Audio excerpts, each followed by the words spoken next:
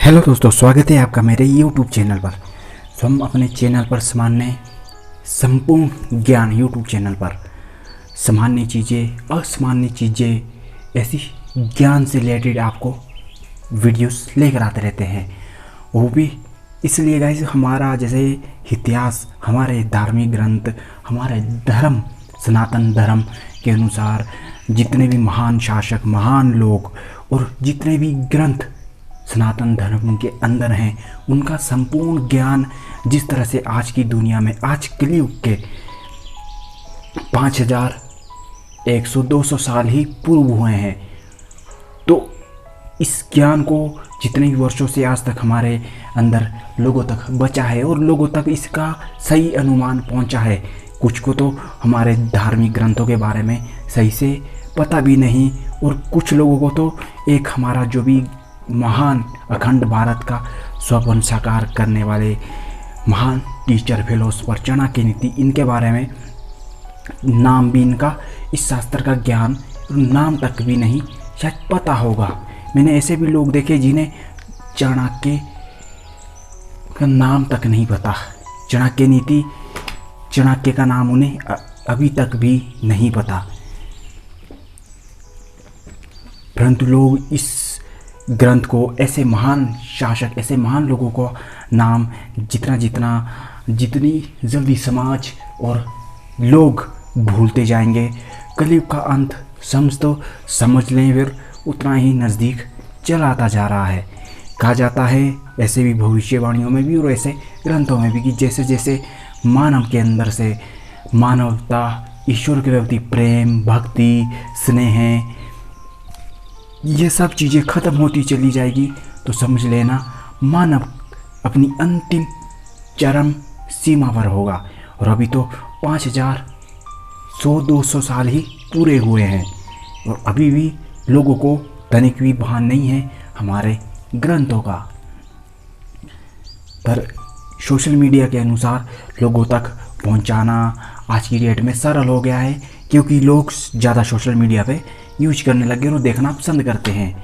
हम आपके लिए लेके आए हैं प्रथम अध्याय का लास्ट श्लोक और उसका अध्याय का सार आज समाप्त होने वाला है, और फिर हमारा द्वितीय सार शुरू होगा, जिस सार के अंदर समस्त ज्ञान जो भी चाणक्य चंद्रगुप्त को बताए थे कि मानसिक चिंता, कार्य, मन, सोच, कार्य, वाणी, प्रकट, इन सब चीज़ों पर कैसे उसकी रक्षा करनी चाहिए और स्वयं पर चुप कैसे रहना चाहिए और अपने कार्य रूप को कैसे बदलना चाहिए, अपनी मन इंद्रियों को अपने वश में कैसे लाना चाहिए, दूसरे सार में है। बस एक छोटा सा सार अभी 17 श्लोक का दे देता हूँ।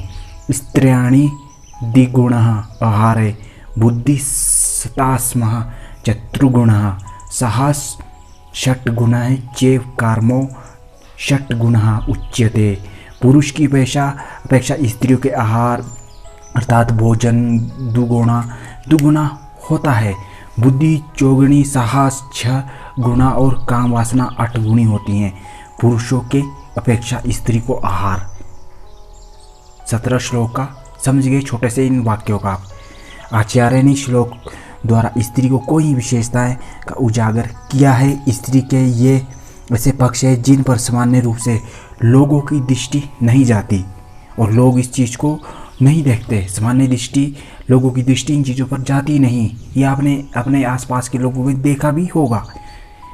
भोजन की आवश्यकता स्त्रियों को, जिस तरह से भोजन की आवश्यकता स्त्री को पुरुष को अपेक्षा इसलिए ज़्यादा है क्योंकि उसे पुरुष की तुलना में शारीरिक कार्य ज़्यादा करना पड़ता है। यदि इसे प्राचीन संदर्भों में भी देखा जाए तो उस समय स्त्रियों को घर में कोई ऐसे छोटे मोटे काम करने होते थे जिनमें ऊर्जा का व्यय होता है। आज के परिवेश में विस्तृत लगभग वही है। शारीरिक बनवावट, उसमें होने वाले परिवर्तन, प्रजनन आदि कार्य जैसे, जिसमें क्षय ऊर्जा का प्राप्त करने के लिए स्त्री अतिरिक्त पौष्टिकता की आवश्यकता होती है। इस सत्य की जानकारी होने के कारण, बल्कि व्यवहार में भी उसके विपरीत आचरण होने के कारण बालिकाओं तथा स्त्रियों को पुरुष की अपेक्षा ज़्यादा कुशोषण का शिकार होना पड़ता था। बुद्धि का विकास समझने और सुलझाने से होता है। इस दृष्टि से भी स्त्री को परिवार के सदस्य और इसके अलावा कई लोगों से व्यवहार करना पड़ता है। इससे उनकी बुद्धि अधिक पैनी होती है, छोटी छोटी बातों को समझने की दृष्टि का विकास होता है तथा विविधता का विकास होता है। आज के संदर्भ में इस क्षमता का स्पष्ट रूप से देखा जा सकता है। प्रधान होने के कारण स्त्री का साहस उच्च मात्रा का होना स्वाभाविकता है। पशु पक्षियों मादाओं में भी देखा गया है। अपनी संतान की रक्षा के लिए वे अपने से कई गुना बलशाली के सामने लड़ने मरने के लिए डट जाती हैं। ये गुण स्त्री के अंदर भली भांति एक माता के अंदर पाया जाता है। अगर उनकी संतान में कोई संकट आता है तो माँ सदैव अपनी संतान को बचाने के लिए अपने से 2 गुना बलशाली से लड़ने के लिए सज्ज हो जाती है। काम का 8 गुना होना पढ़ते समय पढ़ने सुनने में झटपट लगता है, लेकिन यह संकेत करता है कि हमें अपने काम के स्वरूप को सही प्रकार से नहीं समझा है। काम पापी नहीं है, पर लोग काम को पापी समझते हैं और बचते हैं। सामाजिक कार्य हो, काम हो या कोई अन्य काम हो, सामाजिक कानून के विरुद्ध भी है कुछ ऐसे काम। इसका होना अनैतिक तथा चरित्रहीन होने की पुष्टि भी नहीं करता। कृष्ण ने स्वयं को धर्मानुकूल काम कहा है। काम पितृण से मुक्त होने का सहज मार्ग है।